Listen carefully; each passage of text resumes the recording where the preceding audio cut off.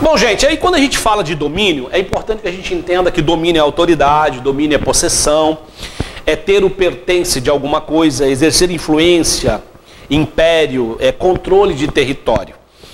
E quando Jesus venceu a tentação, ele provou para Satanás que ele não estava disposto a barganhar. A igreja também tem que provar a Satanás e esse sistema corrompido que impera na terra que ela não está disposta a barganhar. Porque quando o homem desobedecer a Deus, ele permite que o diabo ele reine, ele permite que o diabo plante a sua cultura maligna na terra. Vou te dar um exemplo. Foi o que aconteceu e que nós percebemos lá em Gênesis capítulo 6, versículos 5 a 8, que mostra Deus constatando o corrompimento de todo o gênero humano e disposto a destruir todo o gênero humano por causa desse corrompimento. Mas a Bíblia explica isso. Onde a Bíblia explica isso? Lá em Mateus capítulo número 13, versículo 24 a 30, na parábola do joio e do trigo, que nós cristãos aplicamos hermeneuticamente no sentido do que está dentro da igreja, mas muitas vezes não está 100% convertido, aquele que se diz filho, mas não é 100% filho.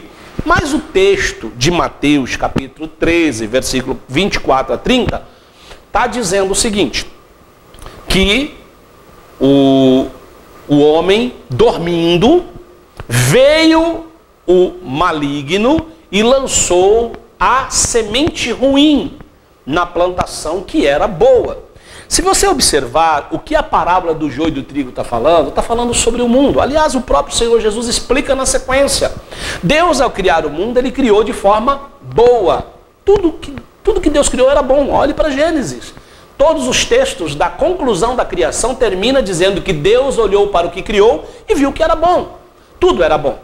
Mas a parábola do joio e do trigo lá em Mateus 13, 24, 30 diz o quê? Dormindo o homem, veio o seu inimigo. Quem é o inimigo do homem? O diabo. E semeou a semente ruim no meio da plantação boa, de tudo que era bom. O que é a semente ruim no meio da plantação boa? A plantação boa é o trigo, né? Tudo aquilo que Deus criou. E aí plantou o joio. Você percebe que ele semeou o mal na humanidade. E aí o mal não foi arrancado da humanidade. Deus não tirou o mal de imediato da humanidade. Deus só disse que o mal será arrancado da humanidade na colheita. A colheita tem duas representações, a morte de alguém ou quando esse mundo chegar ao fim em que a igreja será tirada da terra ou que haverá o juízo, como diz a palavra.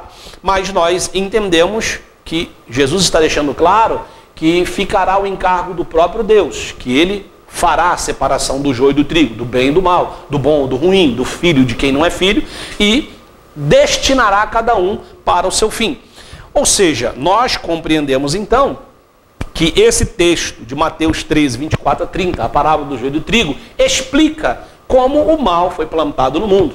O homem não vigiou, o homem dormiu, ou seja, baixou a guarda, se descuidou, Satanás veio, plantou a semente mal e o mal tem dominado, tem imperado. Mas a pergunta é, todos são corruptos?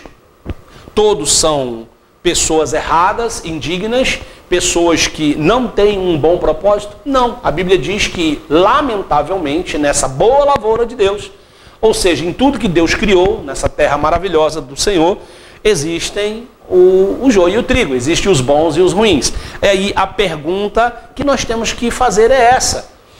Se não há, dentro de tudo que nós vivemos hoje, os bons e os ruins, os justos e os injustos, os fiéis e os infiéis. Já lá em Gênesis, a gente vai ver, por exemplo, em Gênesis 6, 8 a 10, mostrando que Noé, no meio de toda a situação da humanidade corrompida, ele não se corrompeu. Noé se manteve íntegro. A Bíblia deixa claro que Noé ele era justo em suas gerações e achou graça diante dos olhos de Deus.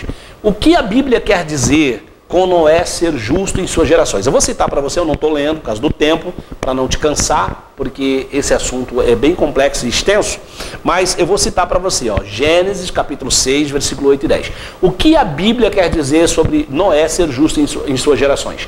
A Bíblia quer dizer que Noé, ele nasceu, cresceu e vivendo uma vida de justiça. Então, ele como criança, como adolescente, como jovem, como adulto, como marido, como pai, como cidadão, ele foi uma pessoa que andou corretamente, andou em integridade diante de Deus, homem justo em suas gerações.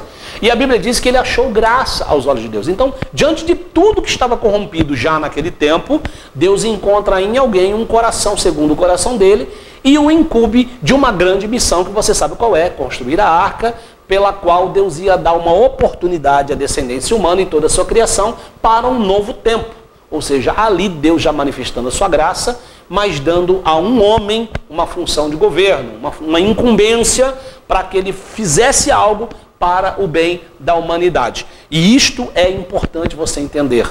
É possível, no meio de um sistema todo corrompido e estragado, que ainda haja alguém com um coração reto e íntegro tentando fazer o que é bom. Porém, claro, é uma minoria, sim, é pequena ou menor quantidade, obviamente, mas isso a Bíblia nunca omitiu esse fato, né? Então é importante que você, assim como Deus encontrou em Noé esse homem que achou graça aos seus olhos, que você, cristão, que eu, cristão, saibamos orar e buscar em Deus discernimento para que mesmo no meio e num sistema totalmente corrompido, a gente consiga encontrar aqueles que andam em justiça e que procuram agir com integridade diante de Deus e diante dos homens.